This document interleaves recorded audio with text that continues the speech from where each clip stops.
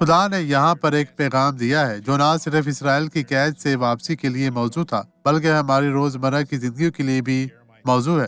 یہ یرمیہ باب 50 آیت 4 میں لکھا ہے اور یہ اس طرح ہے، خداوند فرماتا ہے ان دنوں میں بلکہ اسی وقت بنی اسرائیل آئیں گے، وہ اور بنی یہودا اکٹھے روتے ہوئے چلیں گے اور خداوند اپنے خدا کے طالب ہوں گے، وہ خود کو یسوع کے حوالے کریں گے۔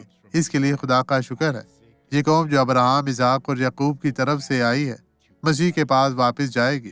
کچھ ایسا کرنے سے انکار کر دیا جب وہ ان پر چلتا تھا، لیکن ان کے انکار نے بعد میں غیر قوموں کے لیے ہمارے لیے دروازہ کھول دیا، لیکن اب یہ دروازہ غیر قوموں پر بند ہو رہا ہے اور آپ کو تبدیل ہونا ہے۔ آئیں اب دعا کرے۔ باپ، وہ تمام لوگ جنہوں نے اس پیغام، اس حوالے کو سنا، اپنے آپ کو تبدیل کرنے کے لیے تیار ہے، تو ان کے دلوں کو بدل، انہیں چھو پاک صاف اور مسح کر، انہیں ہر طرح کی بدی سے محفوظ رکھ، شیطان کو ان سے دور رکھ، بدی اب چلی جائے ان لوگوں کی زندگیوں سے، ان کے گھرانے سے، یسوع کے نام میں، اور خدا آپ کو بہت برکت دے۔